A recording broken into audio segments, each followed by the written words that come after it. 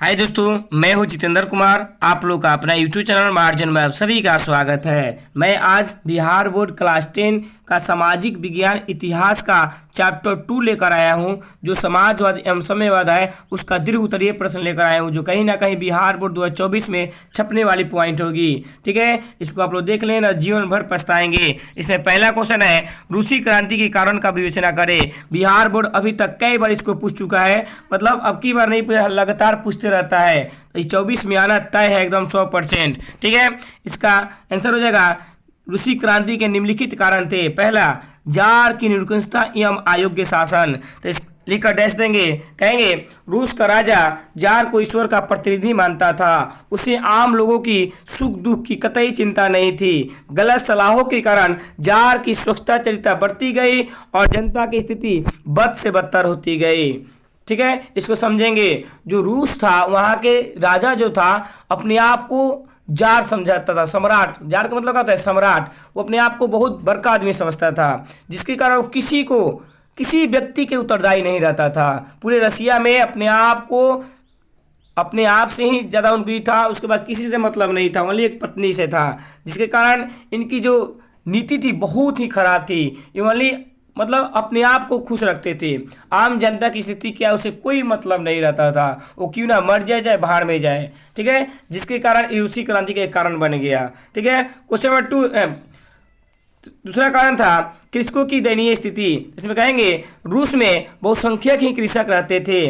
उनके पास छोटे छोटे खेत थे, जिन पे वो पुराने ढंग से खेती करते थे। उनके पास पूंजी का अभाव था तथा करों के बोझ से दबे रहते थे। ठीक है, जो रूस था, वहाँ पे रूस एक कृषि प्रधान देश था, जहाँ पे बहुत ही किसान थे, जो करोड़ों किसानों की जमीन जायदाद नहीं थी। वो बटैया बोकर अपने जीवन को यापन करते थे। उनके पास छोटे छोटे खेत रहते थे, वो पुराने ढंग से खेती करते थे, जिसके कारण अनाज ज़्यादा नहीं उपज पाता था।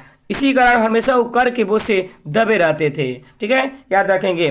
कारण 3 है, मजदूरों की दयनीय स्थिति। रूस में मजदूरों की स्थिति अत्यंत दयनीय थी। उन्हें अधिक काम करना पड़ता था, परंतु उनकी मजदूरी काफी कम थी। उनके साथ दुर्व्यवहार किया जाता था, अतः वे अपनी स्थिति से संतुष्ट नहीं रहते थे।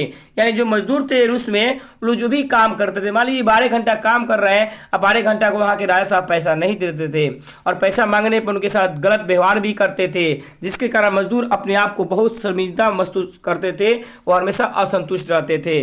याद रखेंगे। कारण नंबर 4 है, औद्योगिकरण की समस्या।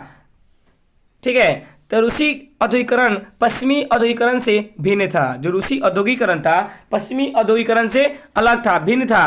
यह राष्ट्रीय पूंजी का अभाव था, अतः उद्योगों के विकास के लिए विदेशी पूंजी पर निर्भरता बढ़ गई। विदेशी पूंजीपति आर्थिक शोषण को बढ़ावा दे रहे थे।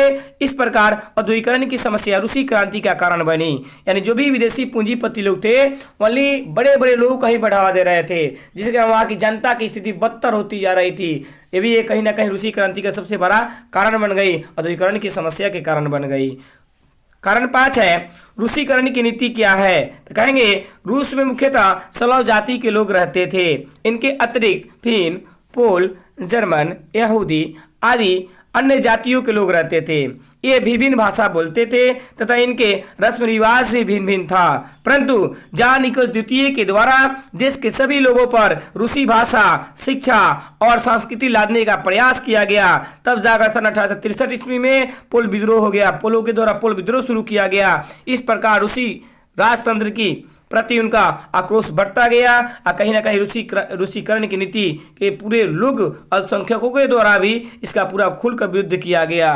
यही कारण वहाँ की स्थिति पूरी ये हो गई। उनका कहना था कि रूस में दुनिया की कोई भी देश आकर रूस में रह रहा है तो पूरे रूस के नियम को फॉलो करे, रूस के भाषा को बोले, रूस के शिक्षा को अपनाए और रूस की संस्कृति को अपनाए, तब हम जाकर इसको मानेंगे। लेकिन कई ऐसा लोगों का मानना था कि ऐसा कतई नहीं हो सकता है, आप चाहे कुछ भी कर ले। ये तो जबरदस्ती लादने का प्रयास नहीं कर रहे थे। तब जाकर अल्पसंख्यक और पोलों के द्वारा, कई लोगों के द्वारा इसका खुलकर विरुद्ध किया गया, जो रूसीकरण की नीति थी।